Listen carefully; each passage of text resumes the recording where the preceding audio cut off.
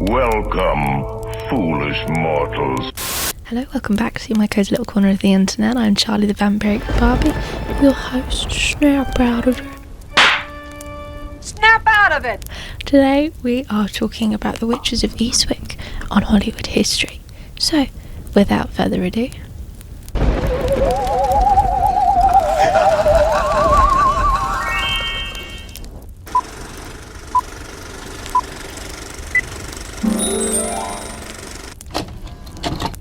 a sexual, supernatural love story. Three close friends, Alexandra, Suki and Jane, unknowingly form a witch's coven, and over a glass of wine they manifest the man of my dreams. Their dreams. The devil, Daryl Van Horn, rocks up into town, wreaking havoc everywhere he goes, from opening legs to committing all sorts of crimes with his ponytail. After being seduced and losing their way, the girls unite against sexism and the temptation of sex, coming together to defeat the evil who simply showed a mirror to unveil the witch's deepest fears and their darkest desires. It's the 1980s. Jack Nicholson and Angelica Houston are the reigning king and queen of Hollywood. With newly prized Oscar wins from her daddy's Prizzi's Honour in 1985, they were hot stuff. So in 1986, the striking Angelica set her sights upon a new project from Mad Max director George Miller, named The Witches of Eastwick. Actress Michelle Pfeiffer had already been cast, and it was a film based on the menacing book by John Updike. Angelica auditioned unsuccessfully for Alexandra Medford, and in her own words, dubbing it a terrible audition, struggling with the picture's tough dialogue. So the role was passed on to Susan Sarandon and then to Cher. Cher was a hot commodity at the time, and the studio wanted to run with it to profit off of her success. As she self-professed, Warner Brothers rammed her down director George Miller's throat to his distaste, and he could not say her name without air quotation marks. So to counter Miller, Cher demeaned his directorial efforts on the press tour, claiming, "To motivate the cast was to turn the fan machine up really high." That was my Cher impression. And Miller would get his comeuppance as the Cher karma came back around. Miller had such a difficult time working with producers Goober and Peters that he didn't direct a movie again until 1992. Cher insisted upon playing the role of Alexandra, despite being offered the role of Jane, and unbeknownst to Susan Sarandon's knowledge, who was made aware of the part swap on location filming. And getting off to a frosty start, the girls would be bitter for 2 weeks commencing production. It's said that after a climactic day of filming with Cher threatening to walk off the film, Sarandon bought her a beer. It turns out the stir had been caused by gossip from producers John Peters and Peter Goober, and the girls have been great friends ever since. Men. Despite Houston not starring in the picture, her involvement would spark the interest of her then boyfriend Jack Nicholson, who had gone to play Daryl Van Horn after Bill Murray dropped out, Nicholson bringing a devilish and menacing charm to the role, a character I can't help but believe is a little close to his own. So with its glorious cast, the film makes up an ensemble of Oscar-winning actors, one of which is a masterclass in acting for anyone wishing to learn the craft from the greats. I have said it before and I will say it again, Cher is a great actress. Despite a bum audition, a witch Angelica was meant to be. She was cast in the lavish and spooky The Witches a few years later, and we also wouldn't be completely robbed of a tiny taste of what could have been, as Bill Murray and Houston played a handsome married couple in Wes Anderson's Life Aquatic with Steve Zissou. This hypothetical version of The Witches of Eastwick would lack in sexual potency, with Murray as the star, so I guess some things are just meant to be. 70 star Pam Grier was also considered, as well as Nicholson's Prizzi's Honour co-star Kathleen Turner for the film, as well as mannequin lead Kim Cattrall. She auditioned for the role of Jane. Daryl Hannah turned down the movie for ethical reasons, and it's also rumoured that Jamie Lee Curtis was set to play Suki in early discussions. All fabulous, but not deemed to be the three.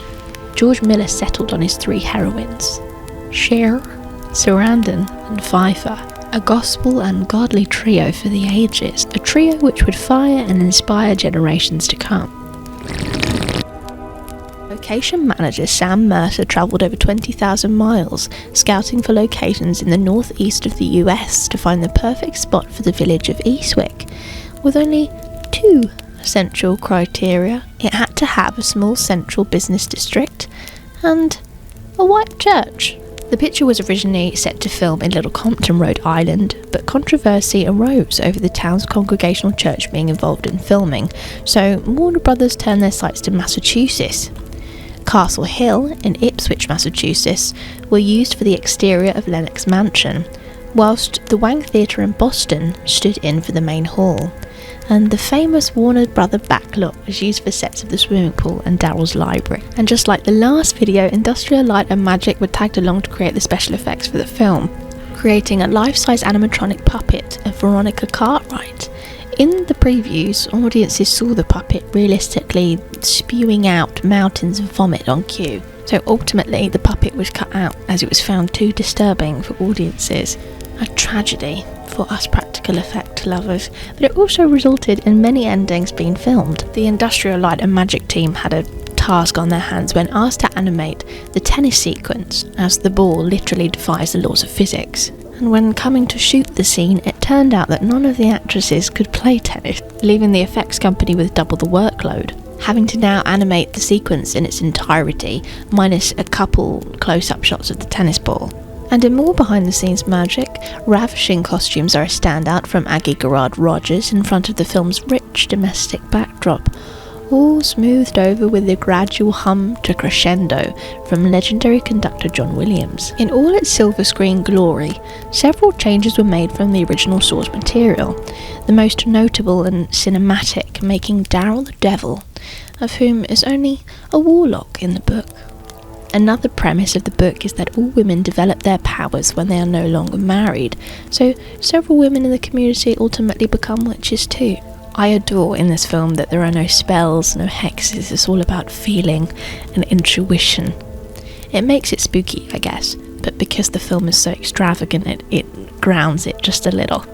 While devotees of John Updike's novel may want to put a hex on George Miller's cartoonish and effects-laden adaptation, Jack Nicholson lends enough decadent delivery to make this high-concept comedy sizzle. Despite many believing that Jack steals the show, I prefer to think Jack adds a luscious drizzle of magnetism to an already irresistible setup of three of the greatest actresses of their generation. Let's talk about Jack for a minute. Just Jack. If you haven't noticed already, because I've talked about him in almost every single video I've uploaded, I love Jack. And I've always thought he had stellar comedic timing, but paired with exuberant physical comedy, he becomes an absolute force to be reckoned with. A force that Sarandon, Cher and Pfeiffer face head on. Sarandon is the ultimate picture of beauty, with a hidden seductive glamour.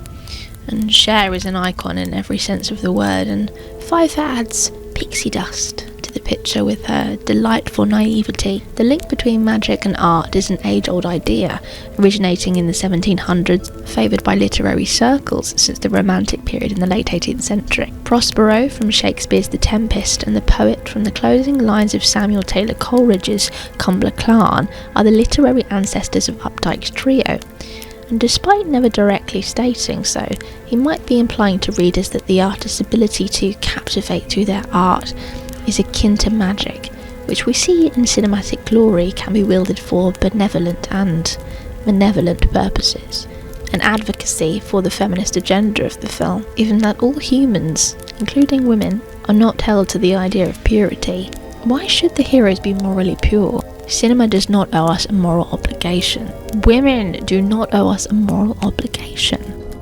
Critics for the film divided, many believing that the film spiraled into a ridiculousness, something I heavily disagree with. The Witches of Eastwick is multifaceted, soaking in takes on misogyny, sexual liberation, empowerment and satire tickled with a sprinkling of overzealous erotic desires realised through magical dialogue. The dialogue in this film is hefty, it's interesting and complex, full of depth and meaning, but it's also fun, full of, metaphors and humour. With a different script, the visuals and the plot would not stand out, and, vice versa. Many critics stated that the ending was overdone. It lost its magic and degenerated in a bunk. which could be said for the corny special effects and sudden change in pace of the film for a final action-filled hurrah, but the ending has a childlike quality. It's an ending summarising that no matter how messy adult emotions can feel conflicting, sometimes it can all be resolved to be understood to be plain old good and evil. You know, big old scary monsters and such. My response to those that just don't respect the film and its artistic vision is that they just don't get it. The serpentine satire of feminism. However, to lean into the esteem of those that don't seem to understand the picture's profundity, it doesn't have a clear conscience. It leans into both misogyny and the male gaze, while somehow being in favour of the female soul, simultaneously defying and confining to gender tradition. You can watch it today and 30 years from now, and I'm sure it'll still hold some resonance. Its uncertainty allows it to explore. Like all great movies, it holds space for interpretation and sympathy to whoever or whichever ideology the audience desires. As the film holds its tongue so firmly in its cheek, it's hard to grasp what it's truly trying to say. The picture grossed $103 million worldwide, and over the years gaining a cult following, proving it's so much more than a zany Halloween flick. Do you think The Witches of Eastwick is one of the greatest witch movies ever made? Let me know in the comments, and I'll see you in the next video.